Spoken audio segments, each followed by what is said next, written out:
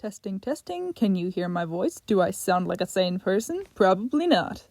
Hello to the 30 people who watch my videos. Back at it again with SnickerDoodlez recording under a blanket like a creep. So I don't have a designated topic for this video. I just want to ramble about some things. I guess I'll just talk about Hidden Beneath, because why not? That's what I'm obsessed with anyways, apparently. I tried to keep the other videos somewhat professional. I don't know. I'm just gonna keep all the bloopers in, though. This rambling isn't in my script. I'm just gonna keep rambling. I'm just gonna let this play. I'm just gonna let this in the video. Now you can really know what goes on behind the scenes. Okay, I'll look at my script now. Some people may watch this without knowing what Hidden Beneath is, so I'll explain. Hidden Beneath is a story I've been releasing a chapter at a time of on Wattpad, usually every 3 days or so. It's got a pretty cliche storyline, but with a larger emphasis on exploring the mental health behind common tropes and exploring mental health and taboo topics in general. These are more common in the second book, which has a much darker tone than the first, but the main story is about Felix, a normal guy who ends up thousands of years in the future where magic is running rampant, and has to find safety as well as cope with the fact that he's the only remnant of what is now an ancient time period. Links to that are in the description. Also, spoilers for that will be ahead, but I don't think anyone cares, so you've been warned, I guess. To be honest, I haven't been, very happy with my writing so far, or the pacing, or my writing. I suck at writing. The main story, I'm fine with the main story, but also nostalgia for this story I've said story so many times, nostalgia for this thing that I wrote is probably blinding me a bit.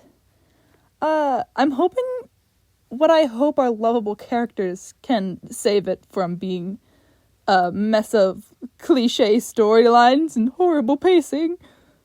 It's also kind of tricky because, for the most part, I was referencing my very first draft of Hidden Beneath to write the new draft.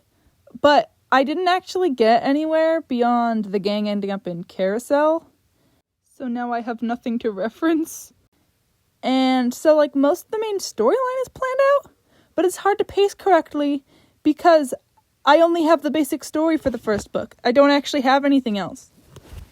I have Emo Boy that my friend made showing up, and I have the end, but I don't have anything else.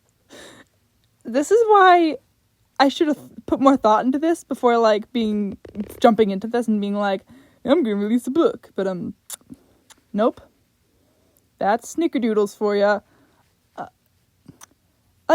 I'm not happy with my writing in the newest chapter, especially because we find out what life was like for Felix before he ended up here, as well as for Eliza, and I feel like I rushed the exposing of specifically Eliza's backstory, but even then I had the intention of subverting a trope, and I felt that her backstory was obvious and anticlimactic, so I wasn't going to have it be a huge climax where it's revealed. So I tried to turn the reveal into a bonding moment, and then I can, subvert the liar revealed trope. But, I don't know. I feel like I failed. But that's okay. I fail at everything. Ha ha ha, you can't hate me if I already hate myself. I'm honestly way more excited to write the next book, though, which is actually decently planned out, and has better character interactions and plot lines and a better main character. Not that I don't love Felix. I love Felix. He's amazing. As well as the appearance of my favorite character that I wrote. His name is Figment, and he's amazing. He's, all over this channel anyways, so I'll just spoil him. He is a being that feeds off of fear and haunts nightmares, and he has a tragic love story as his backstory, and I love that cocky little biscuit. He's also a puppet cat, because I'm a furry. Not really, but might as well be. Anyways, I guess I'll talk about the second book. It mainly revolves around Dosse, who is the main villain of the first book, and his redemption arc. I feel like a lot of redemption arcs don't really focus on, the crippling guilt that someone could feel, or their mental health in general while, going through a redemption arc, if they're as over the top as a lot of villains are. So I decided that I'd, explore all that, and Dosse is my self-insert. Don't dig into that too much.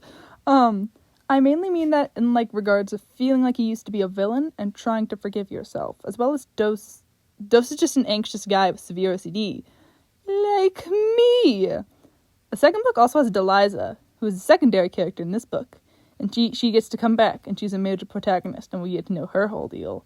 and her trauma. Because just like everyone else, she's got trauma. I'm honestly just really happy that anyone has read the book so far, because I wasn't even sure if anyone would read it.